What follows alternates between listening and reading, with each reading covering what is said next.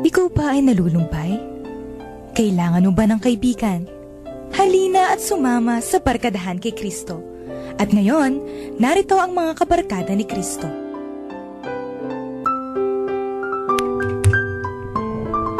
Hello at magandang gabi po sa inyong lahat. Ito po ang inyong lingkod, ang inyong among sa Himpapawid, si Father Pep Bakay po ito, ang Director po ng Commission on Catechesis ng Archdiocese of San Fernando, Pampanga. At welcome po sa ating Monday episode ng ating radio program, ang Barkadahan kay Kristo. Dito pa rin po tayo sa ating paboritong radio station, ang 91.9 Bright FM. Friends tayo, no? Sayang po at wala yung ating PMD, yan, no? Couple, sina Brother Pat at Sister Sol, no? Yung ating Pampanga Migrants Desk couple po. Ano ba yung dahilan? May ano sila, lakad? Hindi, si Brother Pat is not feeling well. Not feeling well. Okay, pero siguro nakikinig sila ngayon, no? So, magpagaling ka, Brother Pat, dahil I think tomorrow at saka this coming few days mayroon silang sa migrants convention, I think. Kasi nandyan si Father Arnie. So, magpagaling ka, Brother Pat, and of course, good evening din kay Sister Sol, no? And of course, kahit na wala po yung ating regular co-host sa Monday, nandito pa rin po kami ni Sister Son, no, para bigyan po kayo ng mga pagninilay tungkol po sa ating ebanghelyo sa gabing ito. Sister Son, bumati ka muna. Okay, magandang gabi po, Monday na gabi po sa inyong lahat. At ito po Sister Zon Kayanan ko, anchor po ni Father Pep sa programang Barkadahan kay Kristo. Napakaganda pong Monday ngayon. Ako amang basta Monday parang masarap ang pakiramdam kasi nakapagpahinga. Ayan. Nako. And today is February 16 at ika-6 na linggo sa karaniwang panahon. It is the 6th Monday in ordinary time. Ayan. At gusto ko lang batiin great, no, yung ating of course isang kabarkadahan, Sister Son Basco. Okay. Birthday niya kahapon, happy no? Birthday, belated happy birthday. Yung ating nagme-maintain sa ating SMS service, no, para sa ating Connect Catequista program, no. After this may dinner kami. Okay. Hindi ko na sasabihin yung edad ni Sister Son. Nakikinig siya niyan at tumatawa. Alam mo yan, yung ating kapanalig na yan, no? Always young at heart. Oo nga At basta sa pagtulong, no?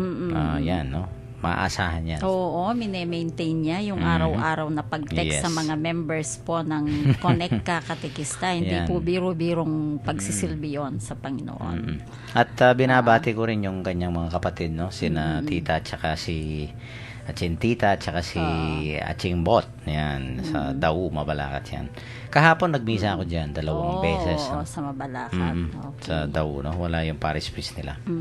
And of course, binabati ko rin yung ating naging regular listener, no? Ewan ko kung nakikinig, si Dr. Leti Drapisa. Yan, Doc, happy listening, no? Okay. At yung isang aking lektor dyan sa Arzobispado de Pampanga, no, si Cherry Asuncion, birthday niya ngayon. Din. Okay, wow. Happy birthday, Cherry. Birthday celebrants ng February. Daming mga ngayon, mga nagse-celebrate ng kanilang mga birthdays, no? Kasi love month kasi ngayon That's very true.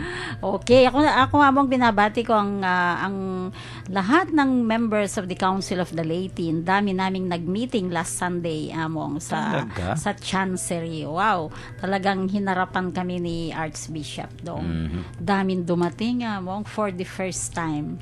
Ganyang kadami yung nakipag-meeting na Council of the Laity. At sigurado ko, congrats po. Marami kayong assignment. Oo. Marami kayong homework niyan, ha? Oo. Madami yan. Talagang kailangan habang may lakas. Oo. Kailangan ibuhos na natin, no? Sa paglilingkod sa Panginoon. 2015 po, it is the year of the poor. Yan. Kaya madami po kaming gagawin. Okay, at ibigay muna natin ang ating mga hotline numbers. There's on ang ating Sun hotline number 0932-462-0898. 0932-462-0898. Para po sa ating Globe hotline number 0905-302-5768. 0905-302-5768. Okay, text line numbers naman po kung gusto po ninyong mag-text sa Smart po 0918-351-8282 0918-351-8282. Sa Globe naman po 0917-363-3738 0917-363-3738.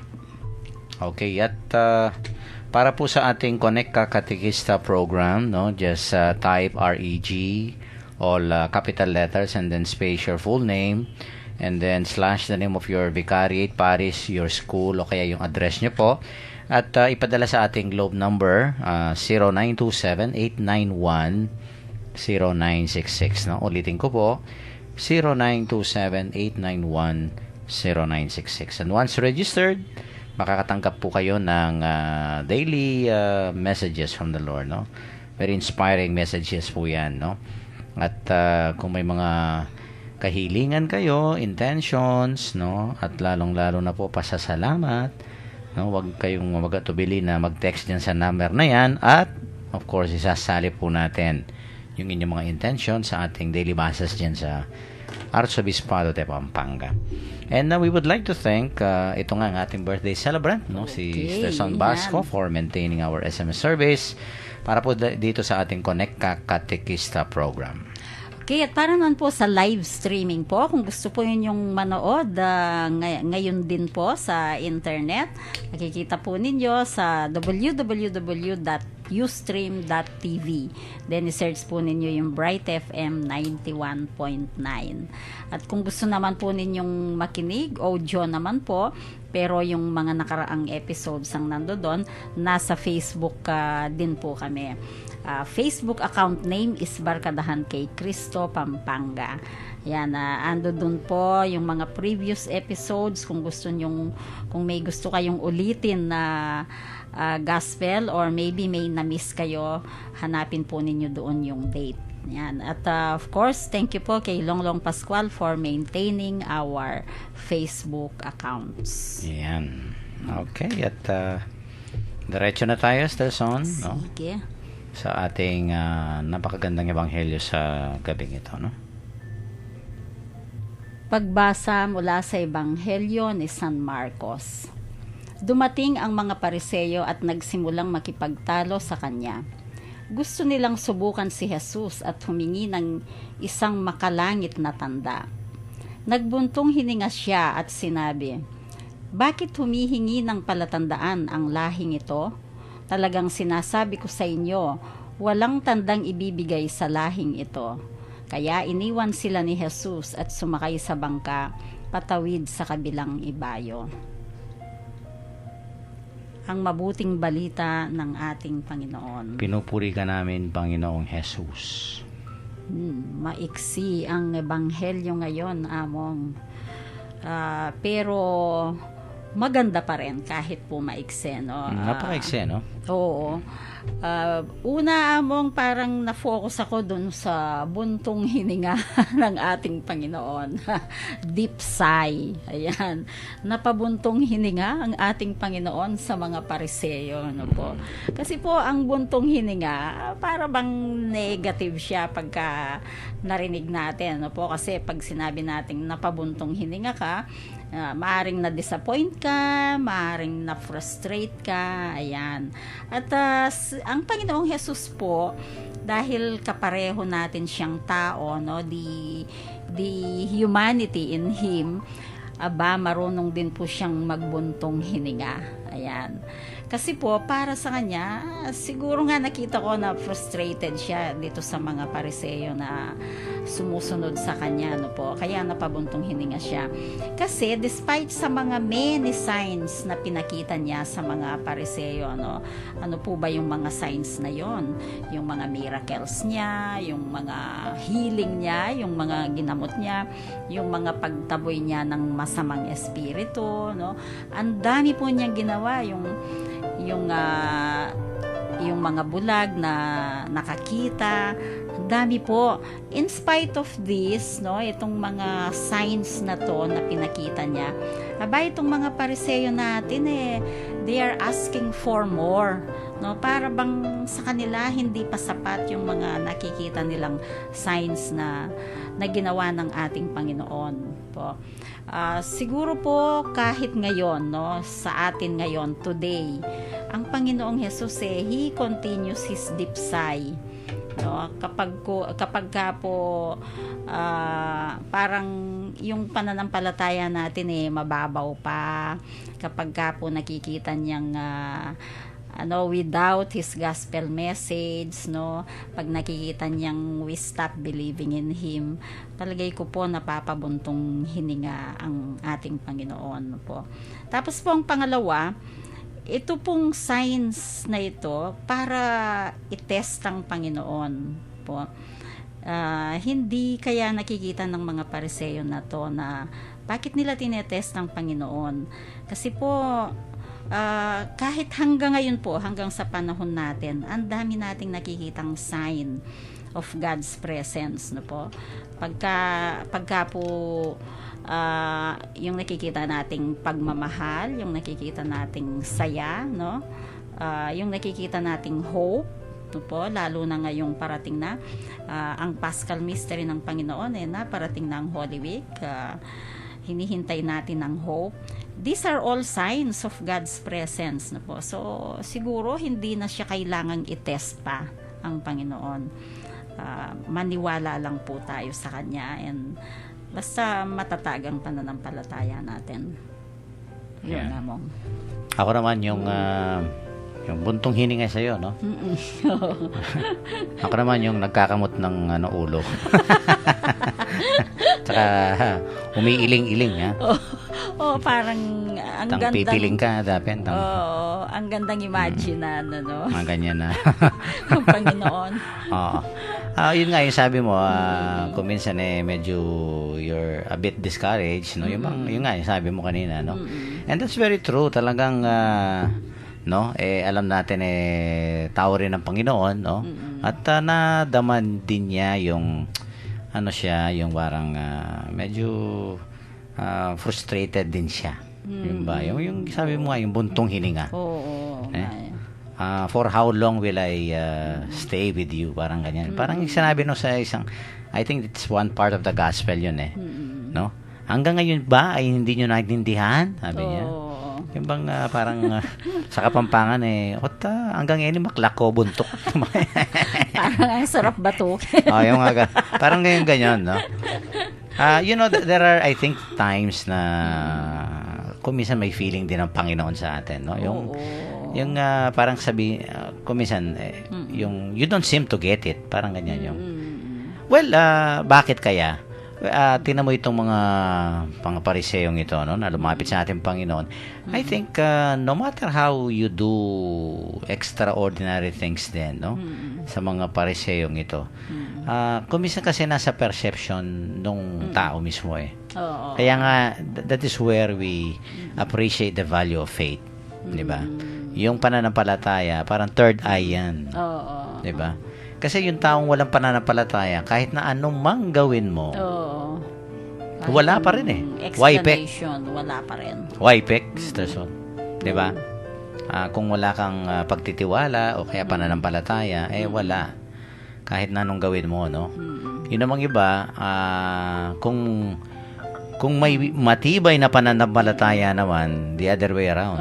Hindi mo na kailangan yun na gawin yung mga extraordinary things because they see. Yan. 'Di ba yung sabi, when you believe you see, no?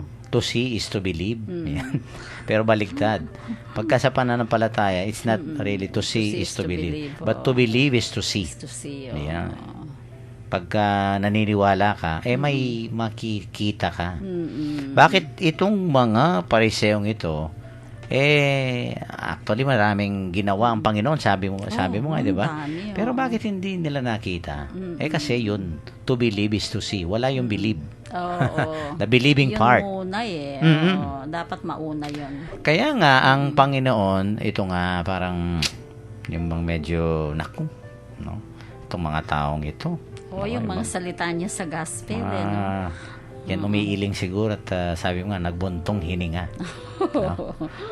No? Of course, pagka may ganyan, no, yung nakakalungkot din, no, yung bang, yun nga, alimbawa, yung mga bata, alimbawa sa pamilya lang, ha?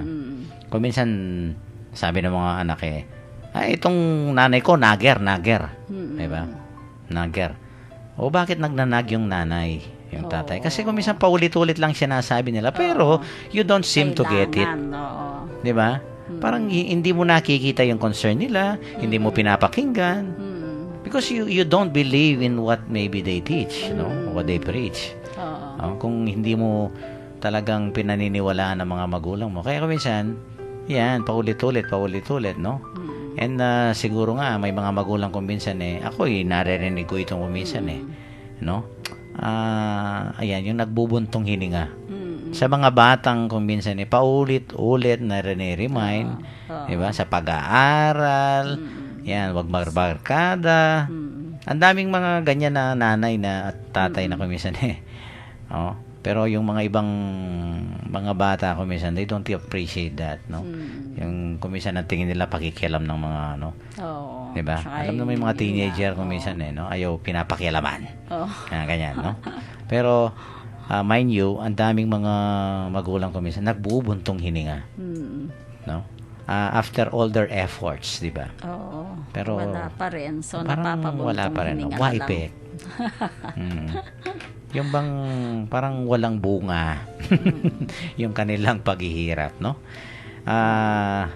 Yung kanilang mga anak ko minsan they look for more, di ba? Pero alam mo, totoo yun, Sister Son, kung minsan sa buhay yung nandyan na, kung minsan hindi natin nakikita. We look for more, di ba? Ayan, pag minsan we man is not always fully satisfied, di ba? There is no full satisfaction. Ang hirap na satisfy ng tao. Pero yung nandyan na, kung minsan we Appreciate take it for granted. No, hindi natin nakikita. No, we look for more. Parang palaging kulang ang nakikita natin. Kasi kahit sa anong bagay, kahit sa material things, no? O may 1,000 ka, gusto mo 2,000, no? Tapos may 2,000 ko na, gusto mo 3,000, no? And so on and so on. Parang ano ba kasi yun, yung sa kamay, yung hindi kasi ma-describe dito dahil nasa radyo lang tayo, no? Yung sabi, binigyan kita hanggang siko. No? Ganyan, no? Di ba? Tapos, binigyan na kita. Pero hanggang sa balikat ang gusto mo. Yung ganyan. Hindi mo nakikita yung binigay ko na, no? It's the way we look at things, no? Kuminsan. And I think, ito nga nakita natin dito sa Ebanghelyo. Bakit nagbuntong hininga nga ang Panginoon? Again, there is no real faith, no, in the hearts of these people. And at the same time, yun nga, dahil walang faith, they really do not see the greatest sign that is in front of them. Because actually, Jesus Himself is the sign of God's presence. Diba? And yet, humihingi pa sila ng iba pang signs. Parang yung Andyan na sa harap nila. Parang yung, hindi ba yung nahulog sa bangin? Tapos Lord, sabi niya, tulungan mo ko. Nakabitin siya. Sabi ng Panginoon, let go. Ano mo yan, i-let go mo yung hawak mo dyan. No? Kasi nga, mababa na lang, di ba? Pero dahil madilim, wala siyang tiwala. Tapos sabi niya, sumigaw pa, wala bang ibang Diyos dyan? Naghaharap ng iba, Mr. Son. Habang narinig na niya yung yung tinig ng Diyos, no? Pero naghahanap pa rin ng ibang tinig, no? There are some people who don't seem to get it because again they lack faith, no? they don't have the ability to see, no, and to believe, no. Oo. At kaya nga itong mga pariseyong ito, naku, sabi mo nga nagbuntong hininga ang Panginoon. No? Para bang sabi niya para sa mga disciples niya, no? Wala ba kayong mga mata? Wala ba kayong mga tenga? 'Di ba? Wala kayong mga pandama? Oo. No? Nandito na ako sa harapan ninyo. Tapos humahanap ka pa ng iba. Kasi parang kailangan din among sa ganun looking deeper, no? Yeah. Hindi kung ano lang yung nakikita ng mata, or kung ano lang yung naririnig. Parang not only hearing but listening, no? So mas deeper ang kailangan. And that's very true, no? Kaya nga for people who don't believe, no amount of miracles can convince them, diba? But for those who believe, no, there is no need for miracles because they all see, no, miracles around them, no. And I think isang napakagandang lesson po sa atin ito, no, na sana yung kailangan ma-recognize natin, no? We become very conscious and aware of the many signs of God's presence in our midst, no? Alam mo, hindi nagkukulang talaga ang Diyos, no? Sa lahat ng mga tanda-tanda, di ba? Yung mga signs na yan, no? We don't need to look for more, sabi nga, no? Right, around us, no? Front of us, People, no? The things that are happening in our life, no? It's the way you read, no? What's happening in your life minsan, no? And let us try to read, no? Sabi nga, through the eyes of faith, no?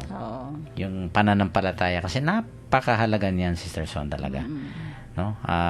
That's why, hindi ba nung the year of faith, no? The door of faith, no? Yung porta fidei. No, 2 years ago. No. Yung this is one of course, the 3 cardinal virtues, no? Faith, hope, love. Faith, hope, and love. Diba? And I think tayo ay binayaan ng napakagandang kayamanan sa buhay natin. Yung pagyamanin natin itong pananampalataya ito, no? Para makita natin ang Diyos, no? Hindi lamang sa mga extraordinaryong mga bagay, mga malalaki. Even in simple mga things. Spectacular.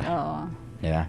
Pero kung minsan God comes to us in simple, ordinary, and common ways, no? At mamaya ba hihimayin natin yan, no? Yung mga maraming mga simple, common ways, no? Ordinary ways in which God comes to us, di ba? Okay, at mag-break muna tayo, Sister Son, and of course sa ating mga texters, no? Baka gusto niyo pong sumali at magbigay ng pagninilay ninyo tungkol po dito sa ating ebanghelyo, no? Yung nalungkot ang Panginoon dahil they are looking for extraordinary signs, no? At ano ba yung mga signs na nasa paligid ninyo, no? Yan, pwede nating siguro i-mention po sa ating mga text messages, no? At mamaya, of course, babasahin natin yan, no? For the meantime, ay magpatugtog muna po tayo ng isang religious song para po sa inyong lahat ito.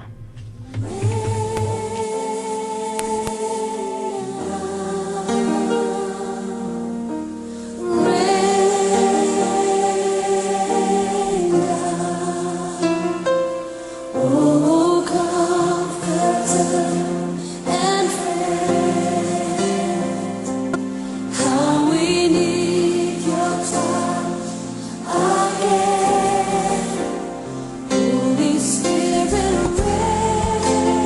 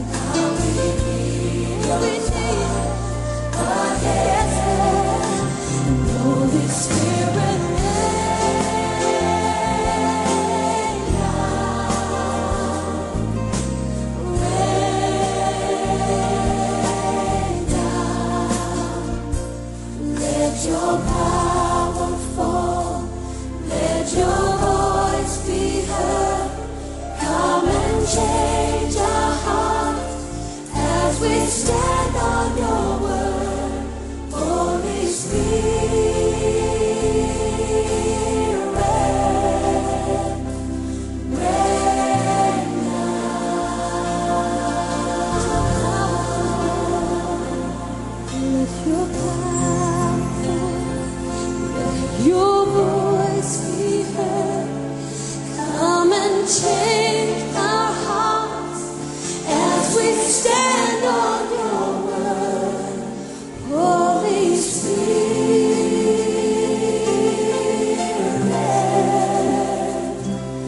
rain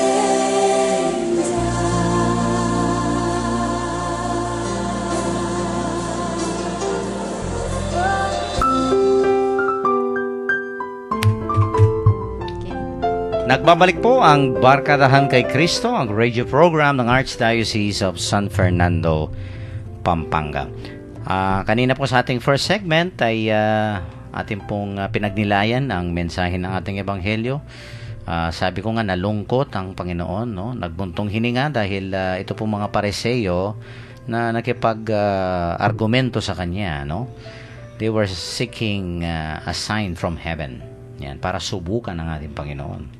And of course, medyo talagang lungkot na lungkot ang ating Panginoong Yesus dahil, naku naman, no? Itong mga taong ito, parang mga walang mata.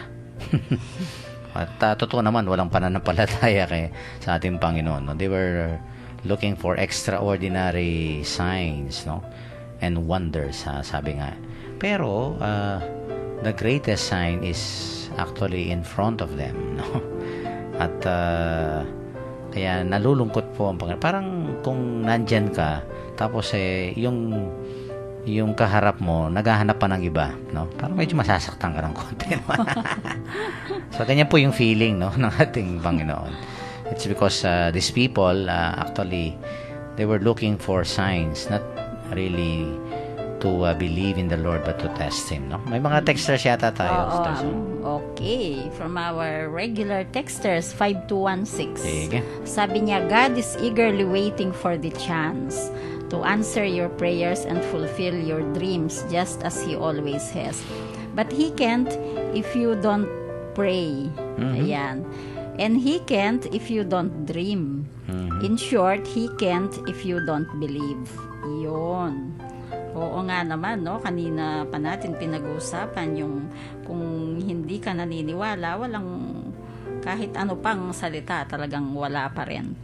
Okay, from 2191, sabi niya, good PM po, pa-play po ng aking ama. Ayan, naririnig po ng radio technician natin. Meron ba tayong kantang Kung meron sila, hanapin na lang nila. And then from 7543 naman po, good PM po, among at Sister Zon, ing biyaya, bibyening apong ginu dapat tang pasalamatan, king Aldo, metong na po ing migising tamo itang abak, na akit taya ingaslag ning Aldo, king patingapon na antabe kaya katamo, magrasyang bengi po, pakyabe po kareng panalangin, Mel at GJ, dakal pong salamat. Nako. Yun. Yan, ang ganda nun, ha? Sige. May isang nag-text sa ating sa Connect Katekista, no? Okay. Baka ito sa mga kay Sister Daisy kasi from 1623 Kapilan Seminar Dapuren Parents. February 28 yapen, Sister Consini. Baka sa mga katekista to. Isang linggong absent si Sister Daisy next week. Ay, sige, text ko na lang dahil pupunta ng Manila, no? Parang yung may seminar yata. Next week pa ang Sa balik mga niya. parents. Sige. Okay, may dalawa pa mo. Sige, go ahead, Sige. Sister Son. Okay, from 5216, magandang gabi po sa inyo, Father Pep at kay Sister Zon. Minsan po dumadating sa atin ang pagsubok na hindi na natin makaya. Minsan sa mga problema na di natin makaya tulad na lang ng sakit at pinansyal na pangangailangan. Pero po alam ko may dahilan ang Diyos para mabuhay ng matagal at mapayapa. Thanks God sa pagpapahalaga mo sa amin. Ayan. Yan, yung Totoo po yun. lalong-lalo na kung yan, sunod-sunod, no? Yung lalong-lalo na yung pinansyal, nako. Ang daming gastusin ngayon, no? Kung minsan talaga tayo nasusubok din dyan, no? Kung paano tayo, pero yan, kasi alam mo, Sister Son, maraming mga natutukso ko minsan, no? Pag nakangailangan ka ng pera, no? Marami kang gastusin. Kung minsan yung iba nakakaisip ng hindi maganda. Pero I think, yung pa rin malinis na paraan, di ba? magtatrabaho ng Magtrabaho ng mahusay. marangal. Ang isang suggestion ko dyan is, sabi ko nga, there are so many ways to earn a living today. Maraming paraan na, Ay, oo. may mga kakilala nga ako may regular job sila pero may extra income. Kasi masipag. Oo. And then, kasi capacity building, yung bang, kuminsan nag-skills training. O kaya, ngayon, ang dami, kuminsan sa bahay lang, di ba? Tsaka yung pagtitinda, hindi maalis sa atin, Among. Basta nagtinda ka, talagang, Yan. kikita ka. Oo. Mas maganda rin yung pagtitinda. Pero dapat pag-aralan din at saka lalong-lalo na, hindi ba sa pagtitinda kailangan may personality ka rin. Sa customer, no? Customer relationship. CRM. Di ba? Makipag-usap. Oo. Siguro dagdagan lang po yung pagsisikap and then yung ano ba yung mga skills na sa inyo, no? Pagkatapos din, yan, kung wala yung mga skills, ang dami ngayon, kumisan, di ba, TESDA? Oo. Mga skills training, livelihood programs, no? Ako, naniniwala pa rin ako na kung dagdagan mo yung kakayanan mo, kikita ka. Oo. At magkakaroon ka ng yung hanap buhay, di ba? Hindi ka magugutom basta masipag ka. Ngayon talaga, totoo. Iba kasi baligtad Kahit nga nagtanim ka lang hindi ka magugutom Bakit wala kang trabaho? Kasi mahirap ang buhay. Parang baligtad nga Bakit wala kang ginagawa kasi mahirap ang buhay? Alam mo na palang mahirap ang buhay. Wala ka pang ginagawa dyan. Diba? So, siguro pagdarasal, and then what we can do is really also, no? Binigyan tayo ng kakayanan ng Panginoon. Maghanap po tayo ng mga ibang paraan pa. No? Hindi dapat maubusan tayo ng paraan. Tsaka grabe Among, alam mo kahapon, nagbabasa ako ng dyaryo. Nakita ko yung job, na column ng dyaryo. Sabi ko, ang dami palang bakante. Sabi ko, bakit sasabihin ng mga tao, wala daw silang ma-applyan, walang ang dami. Pag tinignan mo yung dyaryo, pag linggo, ang dami-daming vacancies. Marami dahilan yan. Kung minsan wala sa area mo, no, malayo, o kaya yung iba naman, sabi nga yung mismatch, no, yung kasi matching. Baka naman yung skills mo ganito, yung pinag-aralan mo ganito, tapos yung mga job offerings wala naman sa linya mo, no. May mga ganyan din, no? Pero kung halimbawang ang dami naman diyan kung minsan hindi nila linya. Pero yun ang available job. Pag-aaralan nila. Madaling pag-aralan, madaling. Dami diyan sa call center, tingnan mo. Di ba sa call center, may Minsan nurse, may teacher. Pero nakakaya nila. Di ba? Yan ang mga, kahit na hindi nila linya papasukin at papasukin nila. Pwede naman yun kahit hindi mo linya. It's up to you na mag-adjust, magkaroon ng initiative. Yan. Okay, wala na? Meron pang isa Among from 5136. Good evening po, Among and Sister Zon. Pa-play po ng trading? Anong trading? Thanks po. Trading? Hindi ko po alam yung ay, wala yata. Baka iba yung trading na yan. Nandito sa sige po, anyway, naririnig po ng ni Brother Egay yan. Kung meron sila, hahanapin po ng kanta. Okay. Okay, at ipagpatuloy muna natin bago itong yung Summer Cove, no? Yun nga, and he left them getting into the boat. Again, he departed to the other side.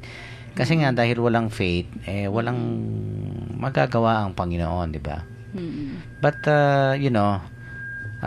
hindi po nagkukulang Panginoon, no, sa mga paraan kung papaano niya pinapadama niya yung kanyang presensya sa atin, no? Ano ba yung mga ibang paraan, Sister Son, na talagang nandyan ang Panginoon, no? There is no need for us to look for other signs, sabi nga. Ako, number 1, yan, ang banal na Eucharistia. Okay. Diba? The Word and the Eucharist, naku. Yung greatest miracle, it happens. No? Oo nga. Sa banal na Eucharistia. Oo, mismong ang Santa Misa po. Ande dyan ang Panginoon. Pagkatapos po ng parting transubstantiation. Yan sa Eucharist pa yan. No? Pero yung una, yung Word, nagsasalita ang Diyos.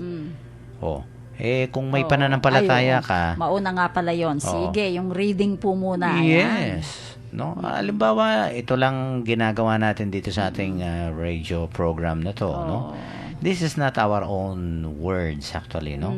We use God's words, no? Gospel. To reach out to people, di ba? Oo. And I hope at ang dami naman na siguro naniniwalang they encounter God, no? Dito sa radio program na to, di ba? Otherwise hindi sila magstay dito siguro at wala silang madaramang Panginoon na nag-aantabay sa kanila sa pamamagitan ng pagpapahayag ng mabuting balita. Yan, salita ng Diyos. No? Kaya nga po sana pagka nagsisimba tayo, we actually feel God's presence. No? That's one clear sign that God is here with us, ang kanyang word. Kaya pag si Among nagbabasa yung mga lektor, tapos nag-homily si Among, hindi po ang pare. Kaya nga sabi ng alter Christus, no? Instrumento lang sila. Representative lang kami. We are God's mouthpiece. No? So, yan po isa, no? And of course, yung sabi mo nga kanina, yung transubstantiation. Yung yung host na magiging the bread and the wine katawan turns ng into Panginoon. bread, to body and blood of Christ. Diba? That process we call transubstantiation.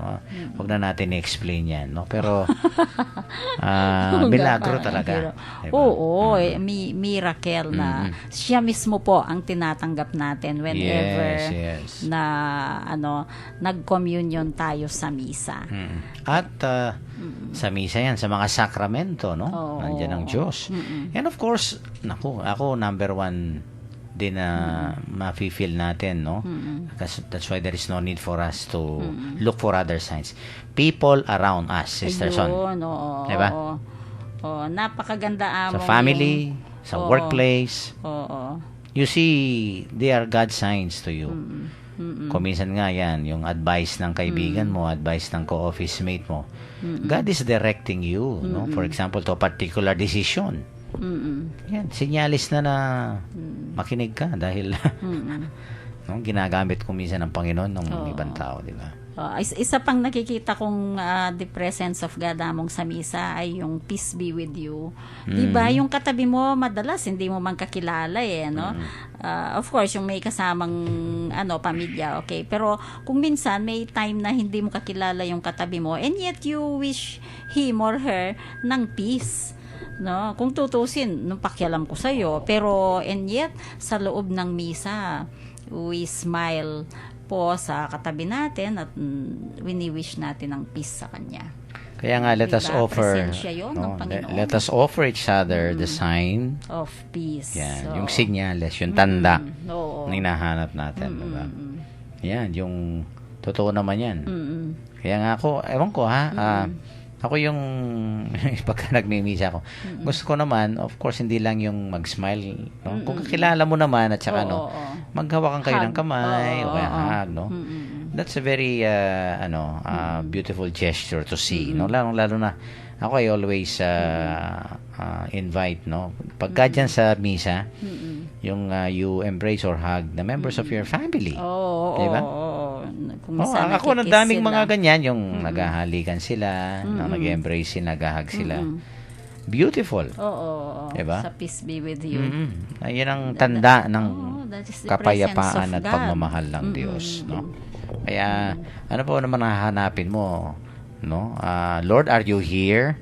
Nandiyan na nga nasa kapwa na tao natin, no? Nasa mga pamilya natin, nasa mga mga sana hindi lang mga nakikita mo sa simbahan, kung hindi we build relationships, no? Hindi lang parang pare-pareho lang tayo nagsisimba rito. Isa pa among sa misa ay yung sa loob ng misa makikita mo nagsasama-sama ang mahirap, mayaman, babae, lalaki, no, nag-aral, hindi nag-aral, talagang sama-sama. No, hindi kagaya sa ibang grupo, puro mayayaman yan, yung nasa alabang, wala kang makikitang mahirap doon. Kung yung mga nasa squatters naman, wala kang makikitang mayaman doon. Pero sa loob ng simbahan, lahat ng status ng tao, lahat ng klase ng tao nandun dyan. Diba? That is the presence of God. We break the barriers of social standings. Oo. Ayan. Oo. Napakaganda. Oo, napakaganda yun namong. Walang mataas, walang basta lahat ay pantay-pantay kapag nasa loob ng simbahan at nagsisimba. Yeah, very good. Okay, may isa pang texter yata tayo, no? Ay yung parang follow-up kanina. Follow-up. 5136. Good evening po. Yung trading po, yung may Yes Lord. Yung Yes I Believe siguro, yung yung pinapatugtog natin sa mga dito. katekista, di ba? Oo. Oo, yun siguro yung ibig niyang sabihin, no? Sige, Yes, Lord. Brother Gay, mamaya siguro pag natapos kami yun ng patugtog pwede mo. nating, Yes, Lord, I believe. Yung Yes, Lord, ang I ganda believe. nga nung kantang yun eh. Very, sige very, po, hahanapin nila. very much connected dito sa ating, tamang-tama.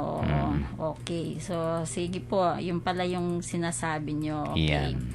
Okay, Sige. basahin mo na yung isang article dyan na sinasabi mo.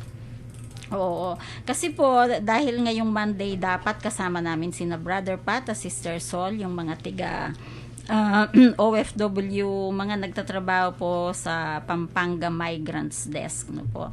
Yung MERS-CoV po, meron nakauwi dito sa atin, Among, na infection sa Middle East Respiratory Syndrome or tinatawag nating MERS-CoV. Ayan. Returning overseas Filipino worker. Nagkaroon she showed symptoms of this deadly disease. At alam mo, Among, yung Department of Health, ang DOH, binard niya ang mga pare na mag-administer ng Sacrament of the Anointing of the Sick. Inomili ko gahapon yan. Oo, kasi nga naman, Among, kung mahahawa yung pare, pati yung mga pag magmimisa ang pare, pati yung mga community mahahawa. Kaya sana po yung na-infect ng ganon, hindi siya, sana maintindihan po niya. Kasi talagang mismong ang DOH po, mismong ang Department of Health ang nagbawal, no po, sa San Pedro City ito. So, yun po, kasi napakahirap. Ang dami pang mga kasabay yata sa airplane, pero na-clear na yung tested na negative na yung iba. Yan ang gospel kahapon. Yan, oo, nabanggit yung ko. healing, no? Hindi ba yung yung ketong? Yung leprosy. Parang yung MERS-CoV, sabi ko. At ito nga, hindi ba, talagang bawal naman na hawakan. Pero yung Panginoon, ginawa na yung bawal. Hinawakan niya yung di ba? Again, what's that? It's again the God's sign of His compassion, no? Yung kanyang compassionate love to us, di ba? Mercy. Oo. At mag-ingat lang po tayo talaga, no? Of course, because for the welfare and the sake of our loved ones, kaya itong ating Department of Health ay ganyan pong nagbibigay ng mga health advisory sa atin, no? Okay, may isa pa, Mr. Son? Oo, sige. Nanaginip daw siya, Among. Sige. Sinong nanaginip? Okay, itong texter natin. Okay. Good evening po sa tagapakinig ng Barkadahan kay Kristo. Ako po ay nanaginip ng future ko sa darating na panahon. Kinakausap po ako ng Panginoong Hesus na sabi niya sa akin, darating ang araw na babaguhin niya ako at maglilingkod ako sa Kanya.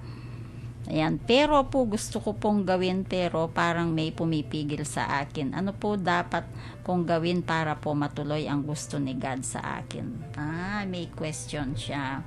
Parang may pumipigil daw sa kanya, Among. Gusto daw niyang gawin yung magsilbi sa Panginoon, pero parang may pumipigil. Hindi niya binanggit kung ano yung pumipigil na yon, tao ba or habit ba? Ano po yung pumipigil sa inyo? At gusto ko rin malaman kung ano yung sinasabi niyang paglilingkod, no? Oo. In what ways na makakapaglingkod po kayo sa Panginoon? Parang papasok ba kayo sa seminaryo? Oh, madre. wow. O kaya baka magugulat sa sinabi mo, Among. mag-involve sa parokya. Isa rin yan. O kaya may isang apostolate na gusto niyong gawin, no? Well, ano ho yan? I think it is really subject for discernment para sa akin. No? Prayer and discernment. Oo, magdasal ka at mag-isip kayo pong mabuti. Kung, At you discern God's will for you.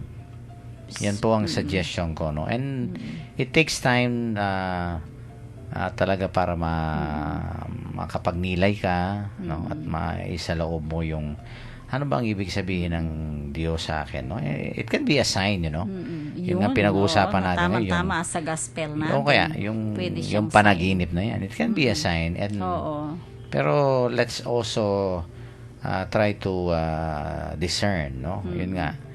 Ano ba yung true prayer, of course, and yung meditation, reflection. Ano ba yung ibig sabihin nito sa aking buhay?